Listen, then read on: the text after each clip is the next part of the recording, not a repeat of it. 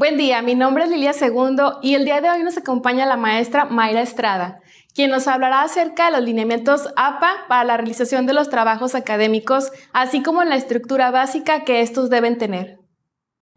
¿Qué tal, maestra Mayra? ¿Cómo estás? Hola Lilia, muy bien, gracias. Muchas gracias por la invitación. Me da mucho gusto que estés con nosotros. En primer lugar, ¿nos puedes hablar acerca de lo que es un trabajo académico? Claro que sí, y es muy importante que iniciemos aclarando lo que es un trabajo académico. Nosotros como maestros constantemente estamos pidiendo a nuestros alumnos trabajos, ya sean un proyecto, ensayos, prácticas o cualquier tipo de actividad que constantemente estamos encargando a nuestros alumnos. Ellos deben de tener bien en claro que el objetivo es que desarrollen habilidades, competencias y destrezas que les servirán en su formación profesional. El alumno lo primero que debe de entender es que si su maestro le está asignando una actividad, no es para sumar puntos y poder acreditar una materia, sino que son actividades que se le asignan para que él pueda adquirir competencias, pueda adquirir habilidades, destrezas que le servirán en determinado momento en su formación profesional. Nosotros como maestros, Lilia, lo que buscamos es enseñar a nuestros alumnos a aprender. Queremos que en la medida que ellos adquieran esa habilidad de aprender, ellos se van a interesar por realizar trabajos académicos. Los trabajos académicos siempre están buscando que el alumno vaya a investigar, que reflexione acerca de un tema, que pueda emitir un juicio de ese tema que le estamos asignando. Imagina, Lilia, ¿qué pasaría si nosotros asignamos un trabajo a un estudiante y no le damos a conocer los lineamientos que él debe seguir? Este alumno haría el trabajo imaginando que puede agregar cualquier tipo de letra, cualquier tamaño de letra, si lo quiere hacer en tamaño carta, lo quiere hacer en tamaño oficio incluso, le pongo introducción, le pongo conclusión, el alumno decidiría. ¿Te imaginas tú qué pasaría con todos los trabajos que un maestro estaría recibiendo con este tipo de características? Es claro que todos los trabajos académicos son diferentes y que al no investigar al alumno, eso limita sus conocimientos. Exacto. Entonces, hay un riesgo considerable de que se presenten este tipo de situaciones. Por lo tanto, nosotros como maestros debemos de dejar bien en claro la estructura que deben de tener los trabajos. Por eso existen lineamientos como el de organizaciones como la American Psychology Association, APA por sus siglas en inglés, que establecen todos esos estándares para los trabajos académicos, Lilia. Muy bien, ahora que mencionas a las normas APA, ¿qué nos puedes decir de ellas? Bueno, APA es una organización que se crea en 1929, donde ellos establecen, como te decía, todos esos puntos a seguir para los trabajos académicos. Pero algo importante que quiero resaltar, Lilia, no es la única organización que existe. Esta organización se estableció para crear esa estructura para trabajos de psicología y de ciencias sociales. Sin embargo, hay otras organizaciones como Vancouver que crean también ellos los lineamientos para trabajos de ciencias de la salud, por ejemplo.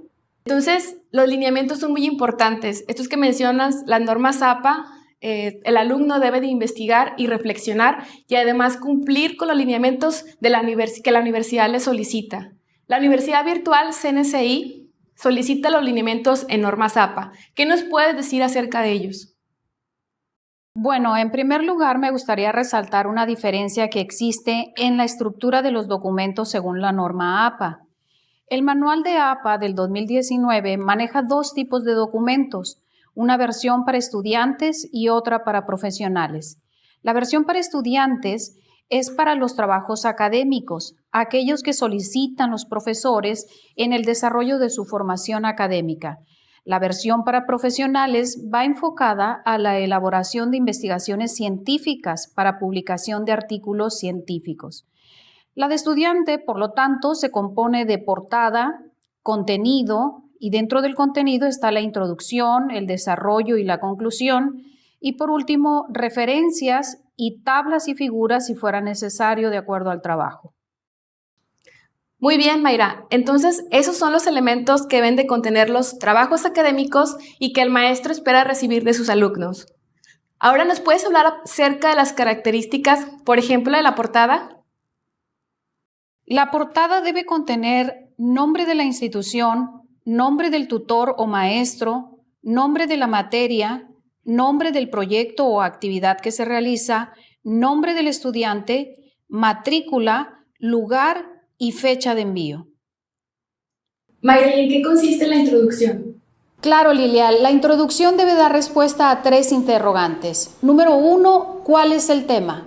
2, ¿por qué elaboro este trabajo?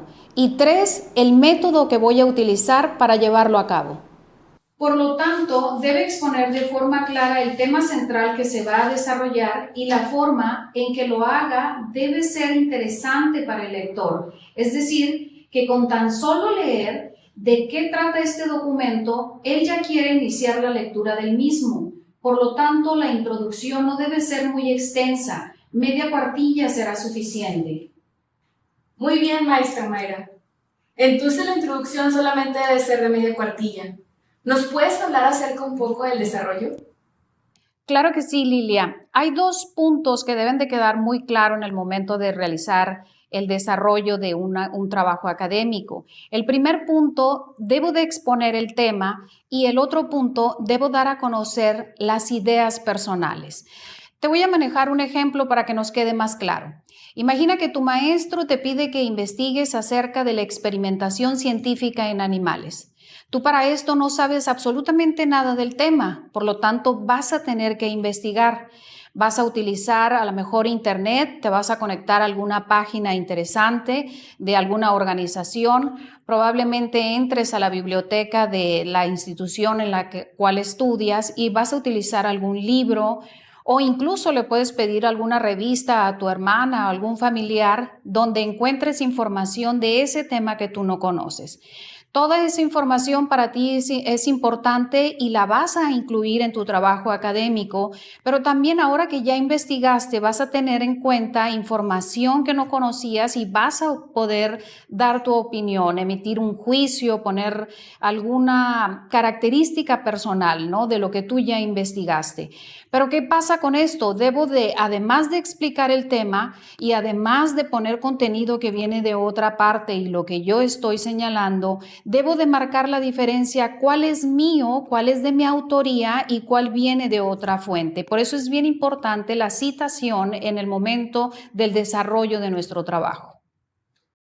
Muy bien, maestra Mayra. ¿Nos puedes hablar acerca ahora de las reglas de citación? Claro que sí, Lilia. Lo voy a resumir para que quede más claro. Hay citas cortas y citas largas. Citas directas y citas indirectas. ¿A qué me refiero con esto? Esa información que yo adquirí en mi investigación, imagina que un párrafo menor a 40 palabras, yo lo quiero copiar tal cual como está, entonces sería una cita corta directa.